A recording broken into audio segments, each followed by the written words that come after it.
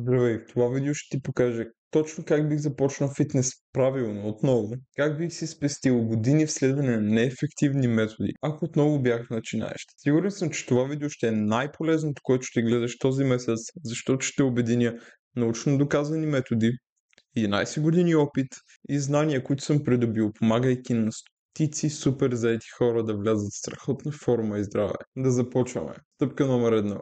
Бих започнал много просто. Защото начинаещи започват да спазват тези огромни и сложни фитнес програми с 8 упражнения, всяко с 3-4 серии, всяко с различни повторения, с различни тежести, различни машини и така нататък. Това първо е супер сложно и второ, излишно. Не е нужно да спазваш такива сложни програми и така нататък. Всъщност, повечето фитнес тренери ги изписват просто защото продават на хората едни и същи програми и ги водят персонализирани. Другото, което искам да ти кажа е, че аз тренирам с много по-прости програми. Успешните ми клиенти тренират с много по-прости програми. Повярвай ми, не ти трябват такива неща. Всъщност, най-добре е да започнеш много просто. Какво имам предвид? 5, 6, максимум 7 упражнения, които да тренират цялото ти тяло. 3, максимум 4 серии на упражнение. Всичките до отказ, за да си сигурен, че тренираш достатъчно усилено и да напредваш възможно най-бързо, за да не си като хората, които ходят на фитнес от години и изглеждат по абсолютно същия начин. Просто защото тренират прекалено леко и не стигат достатъчно близко до мускулен отказ. Ако не можеш да повярваш, че ще имаш страхотни резултати само с толкова малко упражнения, нека ти кажа, че проучванията показват, че ти можеш да имаш невероятни резултати само с едно, максимум 2 упражнения за мускулна група. Тренировките ти да са достатъчно трудни,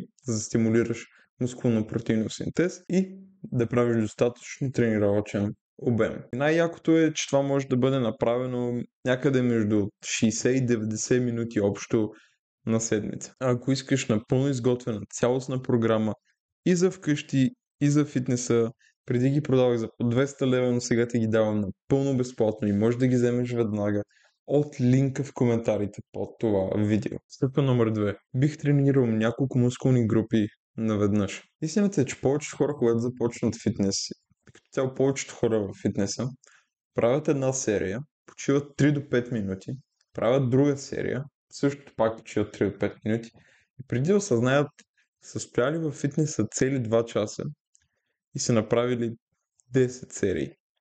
Ако не искаш да се прецакваш по този начин и да си губиш времето, тренирай няколко мускулни групи наведнъж. Как? Много е просто. Избираш противоположни мускулни групи, като за пример гръб и гърди, бицепс, трицепс, предно, задно бедро и така нататък. Научно доказано е, че по този начин изобщо не пречиш на мускулния растеж.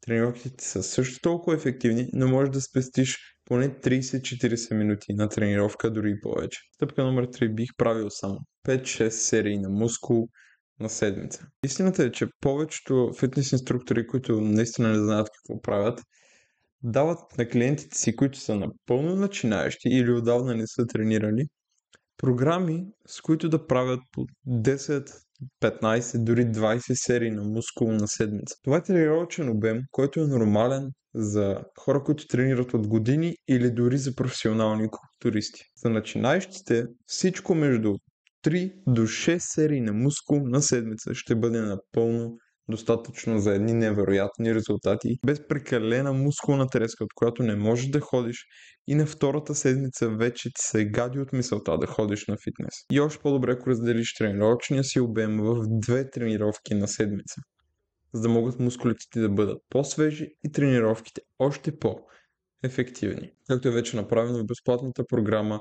от линка долу в коментарите.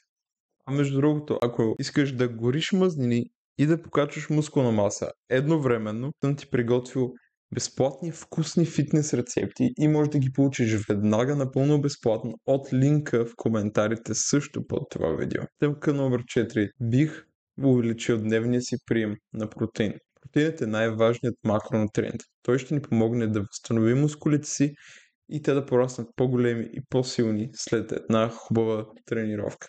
Без него резултатите ти ще стават в пъти по-бавно и спокойно не е нужно да бухаш 500 грама протеин на ден. Всъщност е много просто. Просто добави 100 грама чисто месо към своя обяд и вечеря. Това е напълно достатъчно и с него наистина можеш да имаш страхотни резултати. Стъпка номер 5.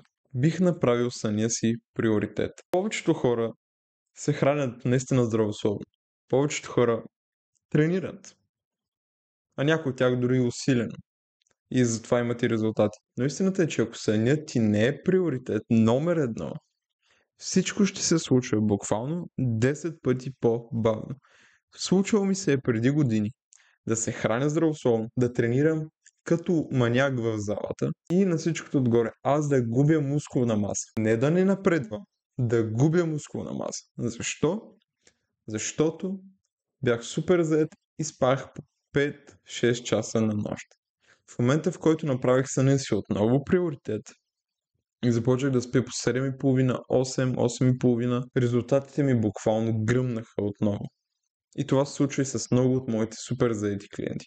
Направи съня си приоритет. И ако не можеш през нощта да си набавиш нужните 7 часа и половина до 8, гледай след обяд, след като се върнеш от работа или по време на обедната си почивка, след като хапнеш, гледай просто да си набавиш поне една 20-30 минутна дремка. Но останалото наистина трябва да бъде през нощта. Стъпка номер 6. Не бих гледал колко повторения прави, какви тежести вдигам. Отново, това ще направи супер сложна твоята програма. Ще трябва да си ходиш с тефтерчето или в телефона постоянно да висиш и като счетоводител да въвеждаш данни в таблици. Аз лично никога не съм правил това и не препоръчвам на моите супер заети клиенти да го правят, защото те имат достатъчно неща на главата.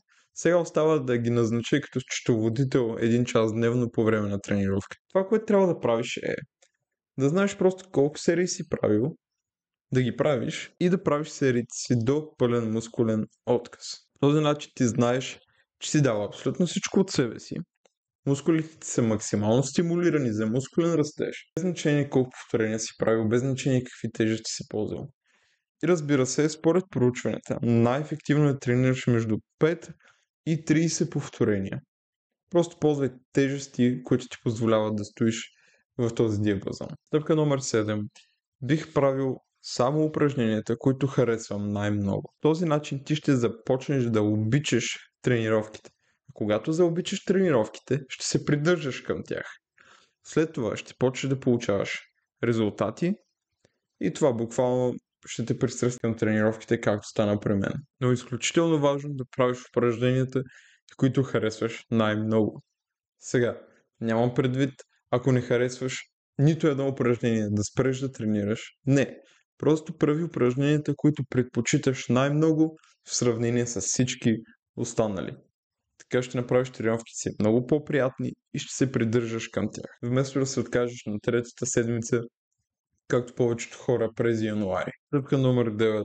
Не бих се сравнявал с никого. Истината, че много голяма част от мъжете във фитнеса са на стероиди. Няма абсолютно никакъв смисъл ти да се сравняваш с другите, защото така ще се откажеш. А да не говорим, че ти можеш да тренираш от 3 дни, а някой да тренира от 30 години. Няма смисъл от сравнение.